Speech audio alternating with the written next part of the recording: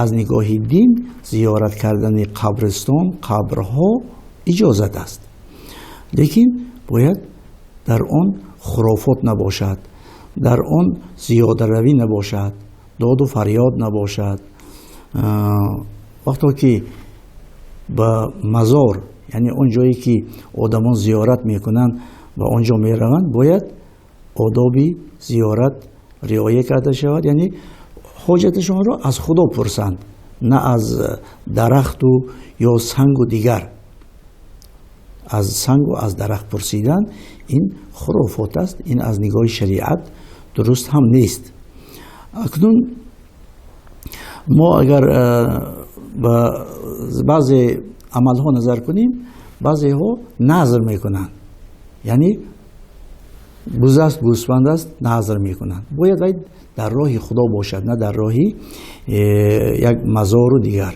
همون چیزا در خانه خود کنند و بیچارگان و کمبغل ها و کمبیزاده ها تقسیم کنند. البته این کار ثواب است،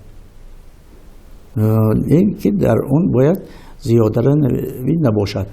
از قدیم الایام در همین اطراف مزارها آدمانی کمبیزاعت جمع می شدند، قلندرها جمع می شدند، صدقه می طلبیدند. برای همان آدمانی که نذر می کردند به همان جایها رفته نذر خود را، صدقه خود را می دادند. امروز مردم ما این چیز را فهمیده است. البته من گواه هستم که در مزارها، در جایهای زیارتگاه این چیزها قریب که وجود ندارد. سیاحان می آیند، می بینند، زیارتچی ها زیارت می کنند، دعا می کنند، می روند. اکنون باید ما جایهای تاریخی را احتیاط کنیم، کاری نکنیم که مانند عرب ها تمامی جای را خراب کرده. چنانه که سلفی ها من 120 سال این جانب ضد مزار پرستی گفته قبرهای صحابگان را ویران کردند، قبر حضرت عایشه را ویران کردند، قبر حضرت بیبی فاطمه دختر پیغمبر را ویران کردند، به زمین یکسان کردند، قبر نویره پیغمبر علیه السلام پسر حضرت علی کرم الله وجهه امام حسن را به زمین یکسان کردند. یکی از چهار یاریان حضرت عثمان مقبره شان بود و این مقبره را ویران کردند. یعنی قریب که در مکه و در مدینه جایهای زیارت باقی نمانده است به نامی اون که مثلا این قبر حضرت عثمان است، این قبر حضرت بیبی فاطمه است، این قبر حضرت امام حسن است، یا قبر حضرت عایشه است. این چیزها الکی وجود ندارد. سلفی ها کاری کردند که گفتند که باید ما قبر پیغمبر رو نیز از بین بریم.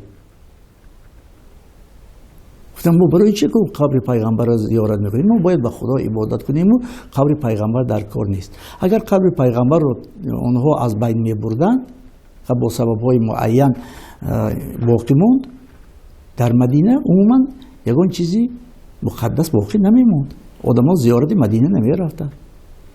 حتی تو این درجه رسیدی گفتن که باید ما کعبه رو نیز از بین بریم که این سنگ است و از سنگ بنا شده است و این مزار پرستی است و باید ما به خدا سجده کنیم خلاص.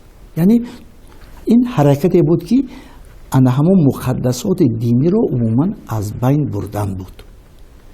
باید ما اون کار رو نکنیم که مثلا حتی در زمان شوروی هم همین مزار شیخ مصلح الدین بینید باقی مانده است، ویران نکردن.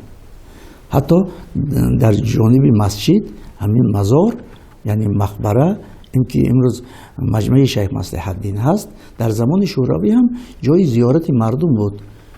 توریست ها می آمدن، سیاح ها می آمدن، می دیدن.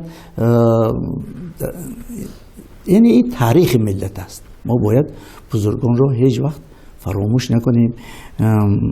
بعضی جوانان همه چیز را بدعت، شرک، این خرافات میگویند، همه چیز همون افکار سلفی ها هست.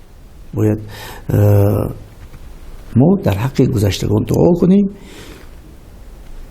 جایهای تاریخی خود را آباد کنیم.